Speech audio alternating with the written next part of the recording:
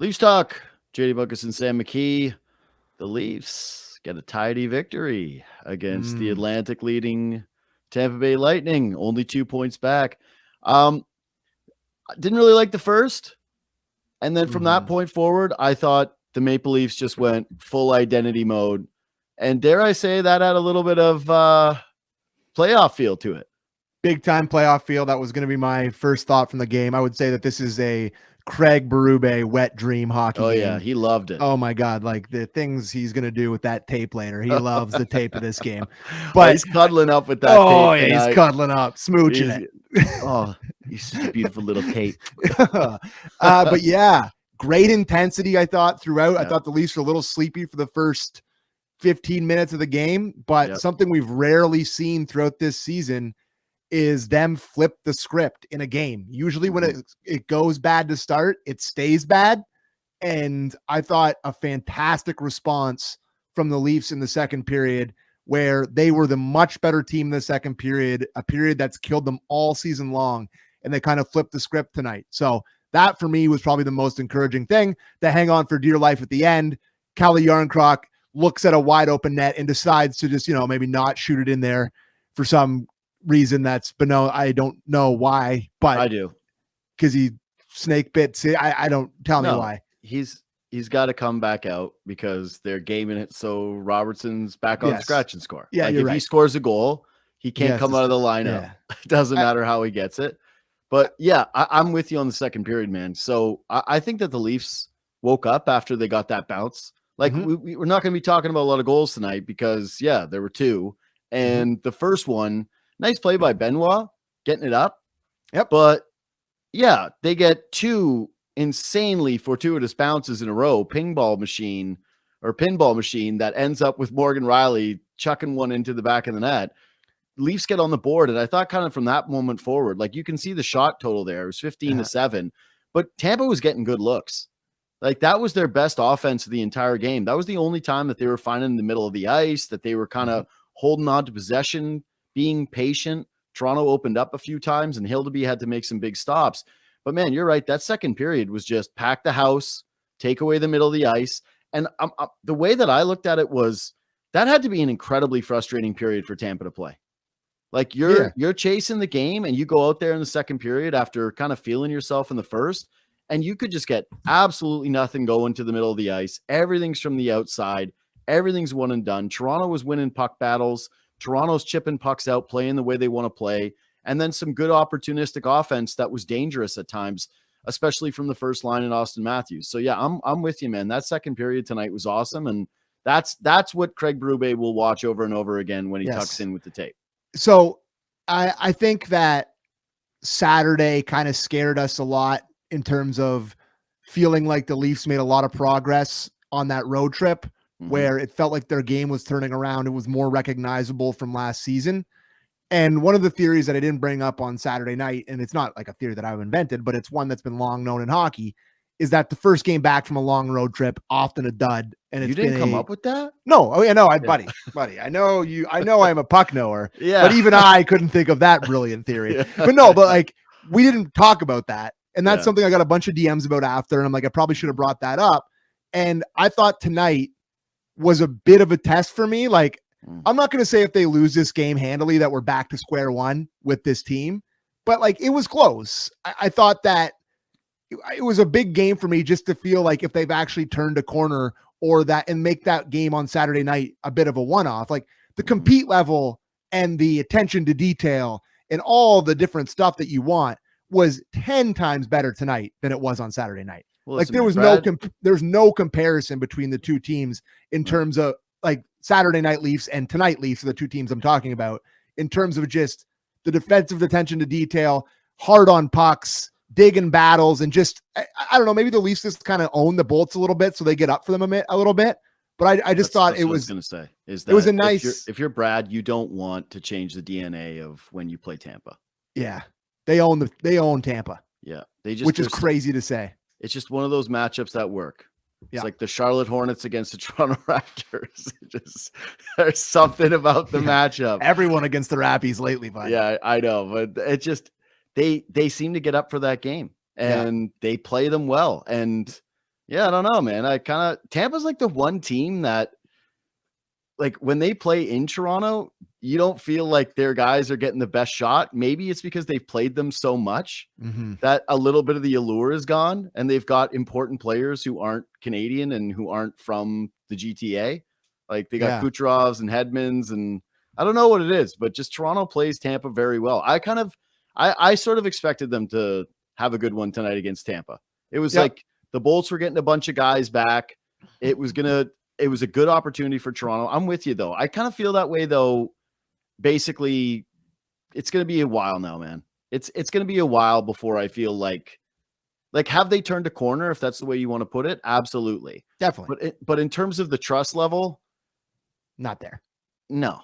It's going to take a while, man. Like, it just is. Like, I don't view that as a negative. I don't think that that's unfair. You can't play poorly for 2 months and then get on a hot streak and have me go like, oh yeah, everything that I watched for those 2 months doesn't matter anymore. What I will say, like, okay, can I ask you, what were you more encouraged by tonight? Hildeby or Matthews? It's a great question. I thought, I don't know, actually. I probably would say Hildeby because Matthews ends up only scoring one. It's the empty netter. He doesn't shoot a couple in the net that he has a chance. He gets literally shafted on one of them by Johansson. But I think what Hildeby is kind of looking like here is a completely unexpected revelation for the Toronto Maple Leafs, that as he has been thrust into duty as your number one goalie, and to have him respond the way he's responded through these, starts that he's had since he's come up, I would say is one of the more unexpected things of the season. So I think I would say Hildeby, because I'm no goalie expert, that very well, but he just looks confident, making saves through traffic, flying around a little bit where sometimes he feels like he's out of position, but he ends up making the save. He's not the most technically sound goalie. Like, the difference between him and Wall is just like a goalie robot. And this guy's definitely got a little bit more flair, flies around a little bit more. But I mean, what can you say? I mean, this is, for me, if to answer your question, it's definitely Hildeby. I'm blown away by this. I didn't see it coming.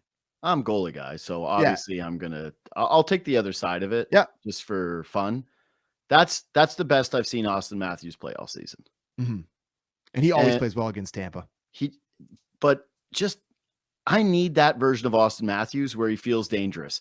And at this point, based on the fancy numbers that we have with his shot velocity and how little we see the wrist shot, like, even there, like, it doesn't have the same snap to it anymore, man. No, I don't know how you can bank on that coming back at this point, because he's been reluctant to take those shots, but it looked like he kind of diversified his offense tonight, and he was just around it. And, like, listen, he's been playing great defensively, and that's become very much a staple of his game. Probably, it's funny, I thought that it was getting overrated last year in the playoffs, just from the standpoint of, hey man, the Leafs need a goal from their big horse, and he's not giving it to them. And now it's kind of gone to the point where I think it's a little underrated. But just every shift, I kind of thought he was going to bury one, that he was going to get one tonight. And normally you and I kind of roll the eyes at the cookies, but he deserved it. Like, he deserved a goal tonight, the way that he played. And the one that goes off the stick, like the shaft of the goaltender, that's a goal like 9 times out of 10, tough break. But yeah, I just thought really, really, really encouraging Matthews night, because as much as this team has been deeper, and as much as you like the way that those guys have played, another solid night for Lawton, another solid night for Lorentz, third line, not as great, but still really good. Especially considering one of the guys tried to chop somebody in the head.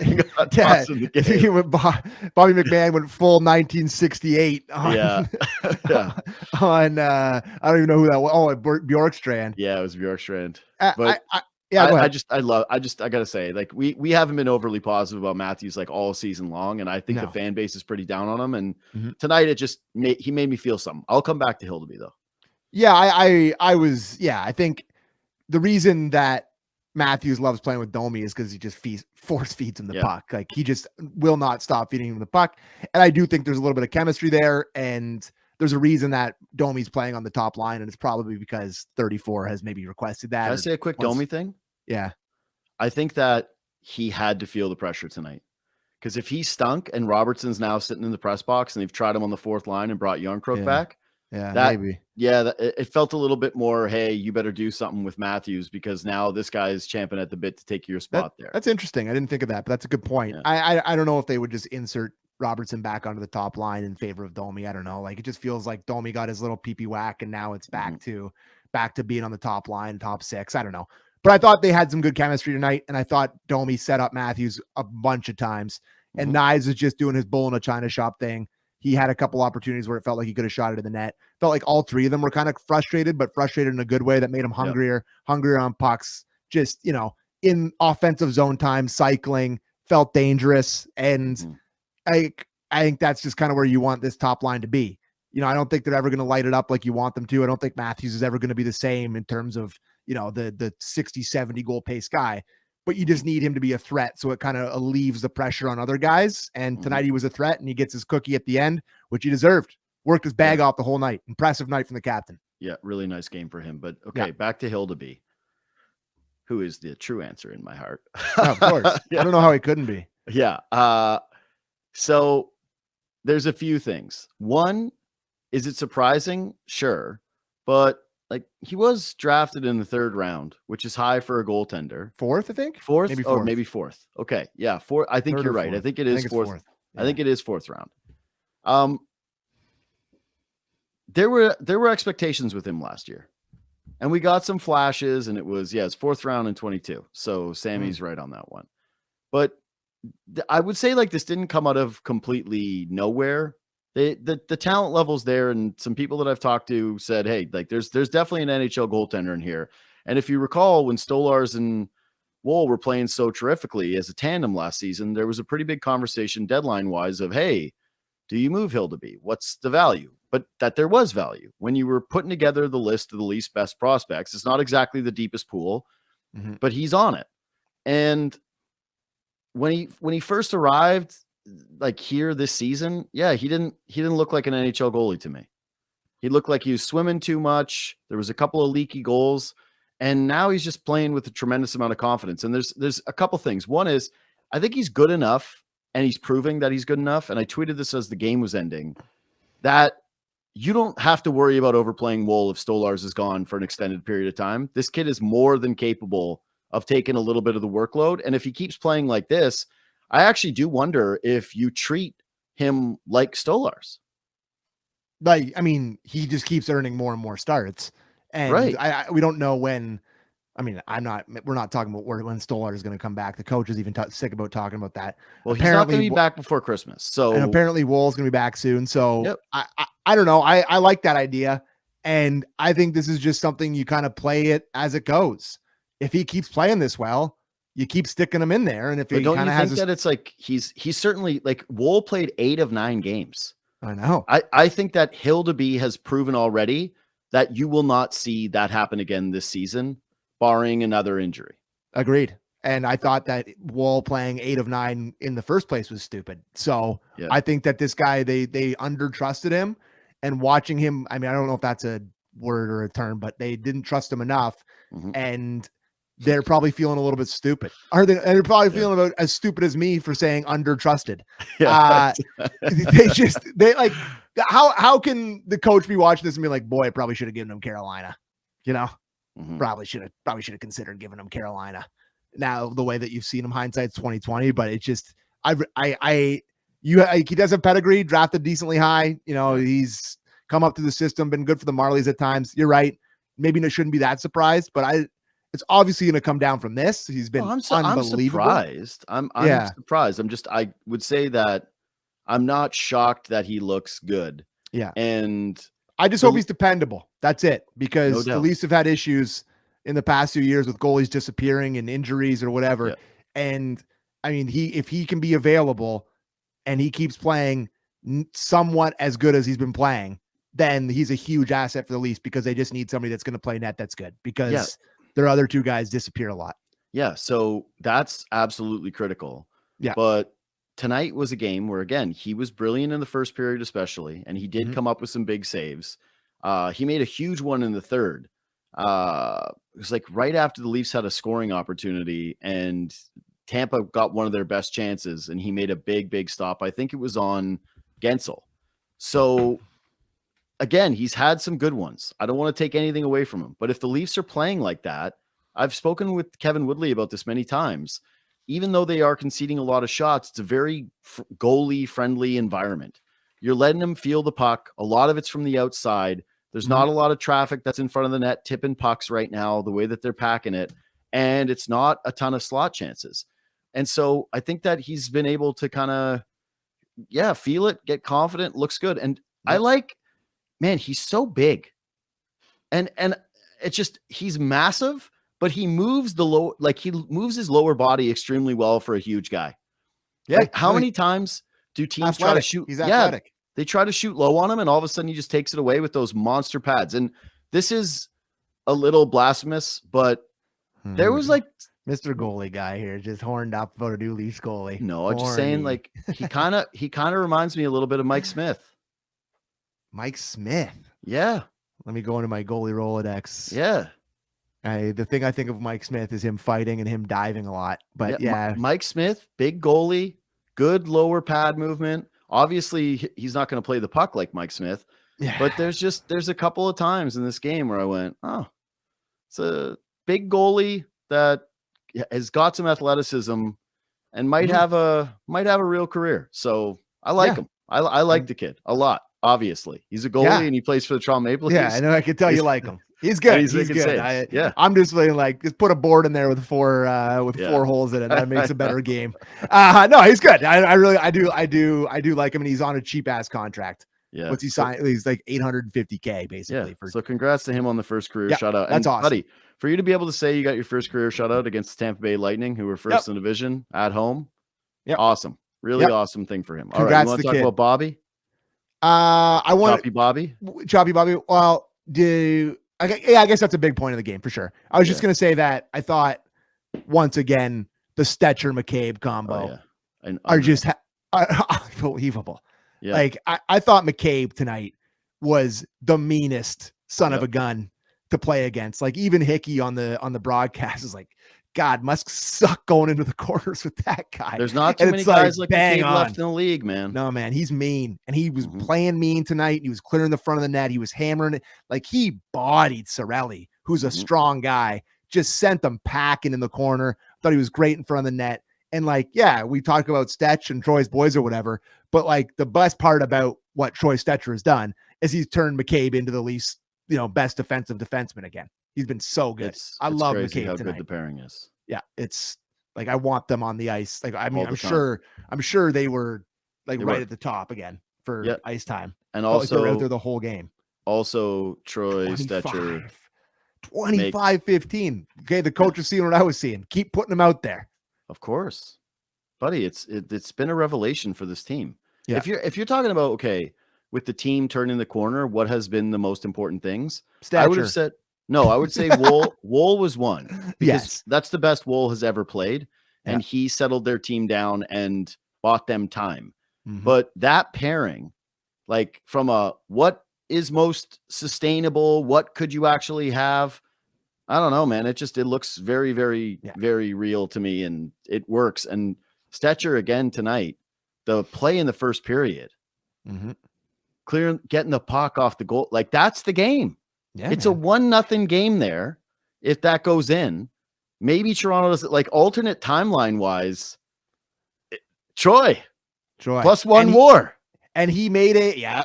And he also made such a sick play on the 2-on-1 for Matthews where he karate chopped the puck out to center ice where he makes a great read on it. So I mean, you've now reached the point of the show where we praise Troy Stetcher. I'm going to do one more Troy good praise again tonight. One more Troy praise. So every once in a while, because he is human. Yeah, dude. Like 2 saves tonight for Troy Stetcher. Yeah. Like 2 incredible saves. Every once in a while, Troy will make a mistake. And I panic because I'm like, I don't want to talk about this on Leaf Stock. No. He works his bag off to try to correct it. And that's what happened on that save. He's the one that turned the puck over that created that opportunity. But he's also the one that picks it off the goal line. And there was a couple of times in this game where he was in a battle, Tampa turned it over, and he's not like coasting at all. He's got that 7th team desperation on everything where he goes, oh God, I've made the mistake. I've got to make it. I got to get it back. I got to work it out. Yeah. And then he does it. Urgency to his game. They needed that, man. Like his urgency has totally rubbed off on this team. I just refuse to believe anything else. Anyways, this concludes Troy's boys. Quickly before we move to the chopping.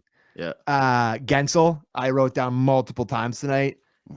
Notes. I think he might be one of the most underrated guys in the league, and I am not looking forward to the Olympics with him against Canada. He's a gamer. Dirty gamer, nasty guy, goes to the front of the net, not afraid of anybody. Good wrister. And he was really good tonight. He's a dream. He's a dream haunter. I just that guy, I don't want this clip to come back at me, but scares me. Anyways. So there's that commercial the USA put out. God, that's amazing.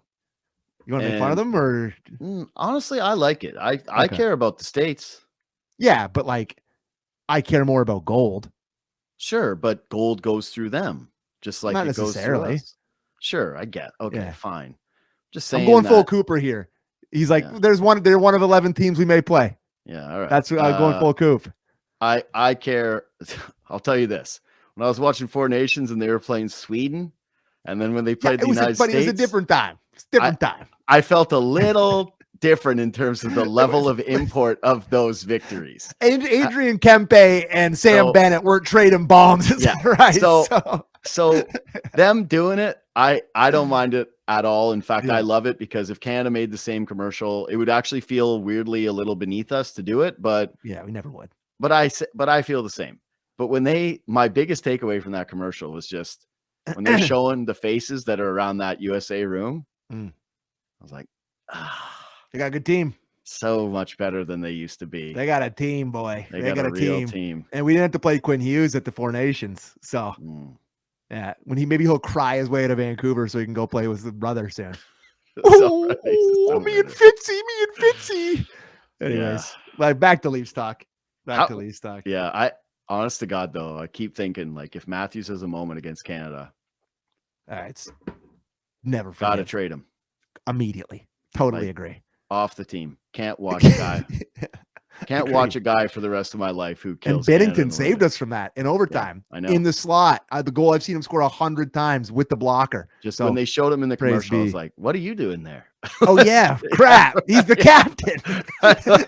Get out of there, crap. Anyway, okay, so what's gonna be worse, cheering against Matthews or cheering for Marner? It's hell. Okay, all right, let's move on. Yeah, I don't want to talk about that. Chop fest. The chop. So we both agree. We didn't think that knee was aborting. We didn't think it was a major. I thought for sure penalty 2 for kneeing. I was surprised they upheld it. I guess they saw enough to make it. But like, I guess their rationalization is if you're going to make that, if you're going to call it a knee and you're going to call it a major, there's not, you can't, there's not enough there to overturn it. So it's a major. And I think this is a dirty, rotten play.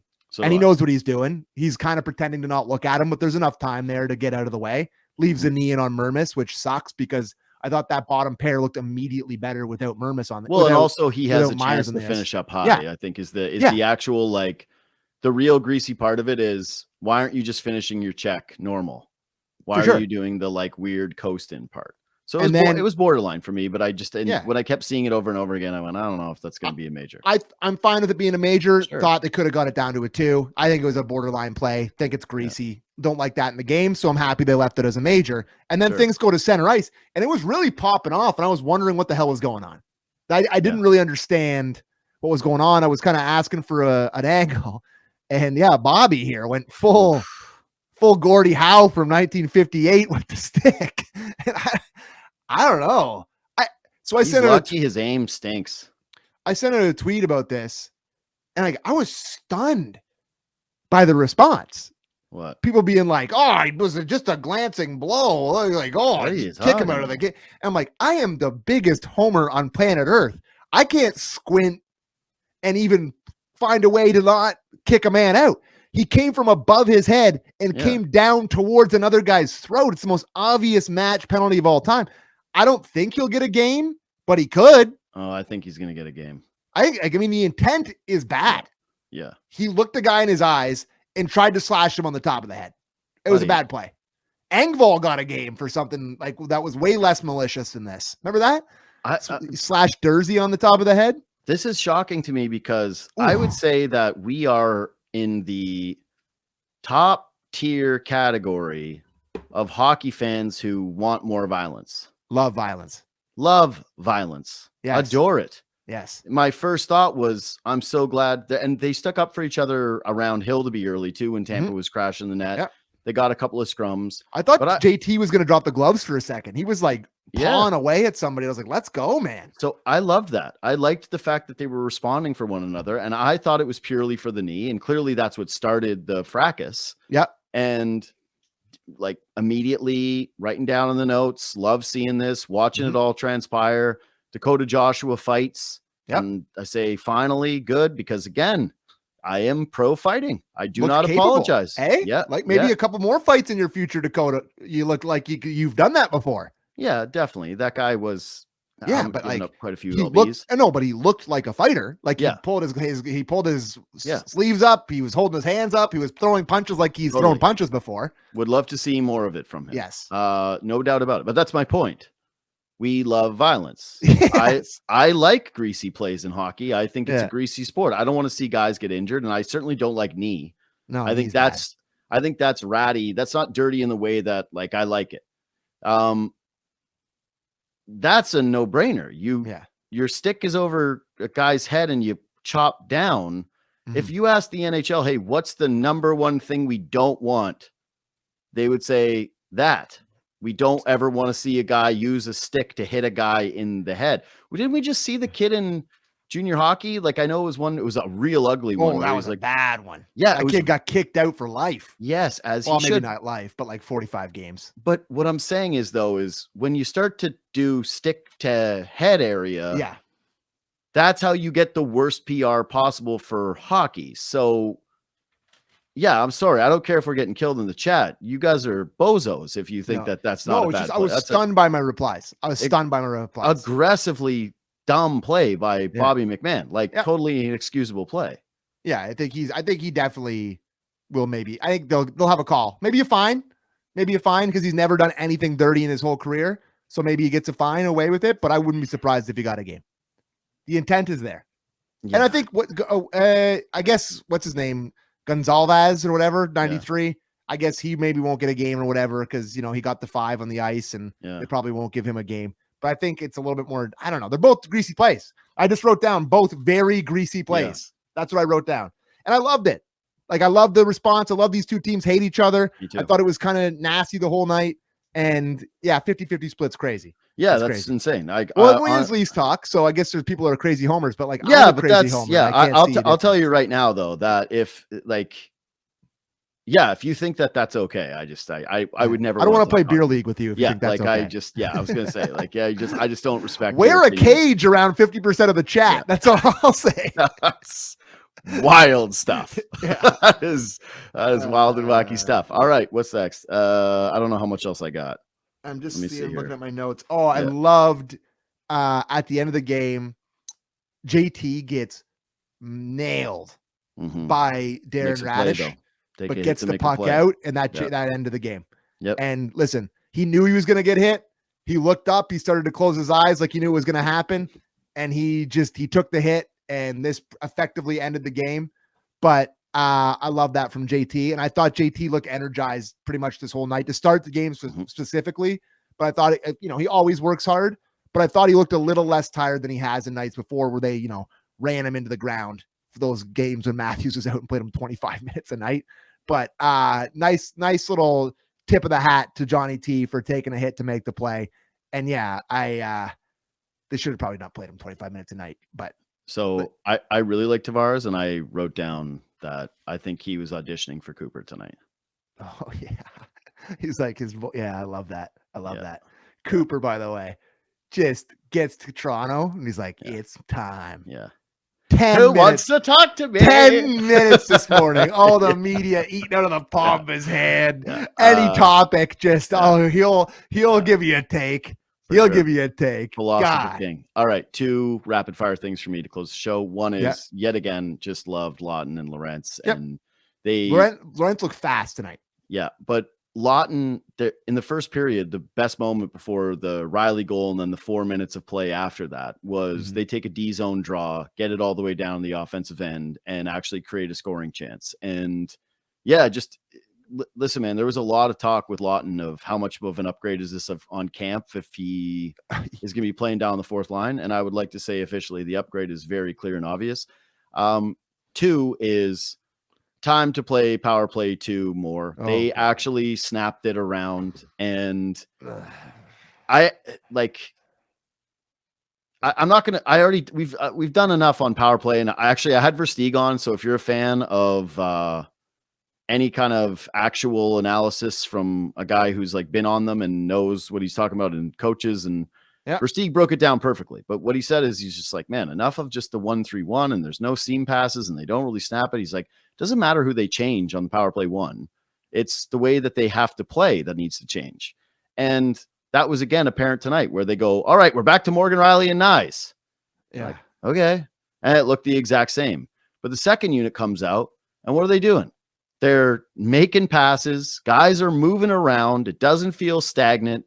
And they created a couple of opportunities. And I was actually surprised after the way that they played that they didn't come out first the next time around. And instead what you got was 2 more power plays the rest of the game. And what happened? Power play 1 went out there and essentially did squat. Horrible again. Yeah, it's just it's such a do it because it was such a great performance for the team. I didn't want to do it tonight. I'm trying to make this a positive of like, the second unit actually made seam passes and like moved the puck around and was dangerous. Here's the thing that drives me crazy is you obviously love, or Max Domi obviously loves playing with Matthews. Matthews obviously loves playing with Domi. You're trusting him enough to playing him on the top line. Yeah. Play him on the top power play unit. Like there's obviously chemistry there. Did you talk to him about that? No, because we tried to get into like the personnel, but I wrote down my power play unit suggestions. Let me have it. Yeah, I would go 53, 34, 11, 23, 95. Say that again. 53, 34, 11, 23, 95. Okay. 88, 91, 55, 81, 44. Okay. Don't hate that. Yeah. At all. Specifically, I really do like both of these seem to have a little bit more of an identity to me. But the first one with Matthews, Cowan, and Domi with Nyes as the net front guy and OEL at the point, that's the one. The rest is sort of a more of a mishmash group, but I think like you're still going to want the 2 centermen for the draw. Yeah. So Roy gets out there with Tavares, but and then if Robertson draws back in the lineup, then maybe he spots in for somebody. But that's what that would be my that would be my suggestion for the 2 units at the 50-50 split. I like it. I like it a lot. The only thing is that you're gonna hurt feelings, and it may be time to do that. So who cares, man? I know. But like it's a dressing room dynamic, who makes the most there's all this different stuff that goes into it. I gotta tell you, the only thing that I don't even think it's the dressing room dynamic. I thought the only problem you have with doing that is if the Matthews one is first that doesn't have Nylander. I don't think Nylander would take that very well. Correct. And then it's like you might lose him more than you've lost him these last 4 games. Yeah. So quickly, shout out. Was watching the Amazon broadcast, trapped in Amazon as usual. So I had it on the whole night, which is probably exactly what they want. Second intermission. Amazon shout out, trying to tell you like, you want this on your phone? You want to buy this now? Hey, you want to buy this thing? Just press this button. Shout out my boy Johnny Gallant, Billy Talent. Yeah, they were on in the second. Great, dude. Johnny was like, buddy. Johnny's got some personality. He's my boy. We play hockey every Thursday morning. Yeah, and he was talking about. Like they asked, like, do you play hockey? He's like, oh, I still play. And he's like, some of my guys are here tonight. Right in the middle is this guy named Dave. And he's just standing there with this big smile on his face. So shout out 1001 Hockey Thursday mornings. I play with him. Beauty. Yeah. Billy Talent, one of the best Canadian bands ever. He's an awesome guy. Their self-titled album changed my life. So I love Billy Talent and I love Johnny Gallant. So good job. good job tonight on the panel. Johnny's a real beauty, but I was just shocked at how comfortable he was on the panel. Oh yeah, natural. Like, I mean, he's performing for like thousands of people. Yeah, but for a very long time. It's still different, man. It's a different bag having to like openly talk about hockey and what's going on. And I just thought he's real cozy out there. I was surprised. I gotta send him a message about it. And also the Ken Dryden thing with Al Michaels was unbelievable. That was really good. So that was really good. Yeah, both those two good Amazon things tonight on the broadcast. Really liked it. Yeah, I texted this to you, but I'll say it to Leafs Talk. But so I love sports books. Most of the books that are behind me in the shot, actually, the game is there. That book, top right under that disc, is The Game by Ken Dryden, 2 Down. And like I keep it there because I keep all my favorite books there in the shot. And I would say my 2 favorite hockey books ever are Searching for Bobby Orr by Stephen Brunt and The Game by Ken Dryden. And they're very different, but The Game by Ken Dryden, if you're a hockey fan, is like, it's the #1 must read. There's just no doubt about it. And I don't even think anybody would disagree with me. So if you haven't read that book, I would. But you're sending that to me so that I can read it on my Christmas break and not spend 5 hours a day on TikTok. So that's my goal. I can't wait to text you over the break and be like, you read the book, and you're going to be like, here's I'm some a talks. savage. Here's some talks. Or when I send you Instagram reels and you go, I already saw this. I saw that TikTok 6 months ago, boomer. This is boomer me. Anyway, all right. Subscribe to the podcast on Apple or on Spotify. Leave 5 stars. It really helps the show. Same with comments and thumbs up on YouTube if that's where you're watching. Share it with a friend. Reach out anytime at JD Bunkis, at Sam A. McKee on Twitter and Instagram. And I will see you Thursday night for Leafs Talk. Sammy's going to the game. Talk to you then.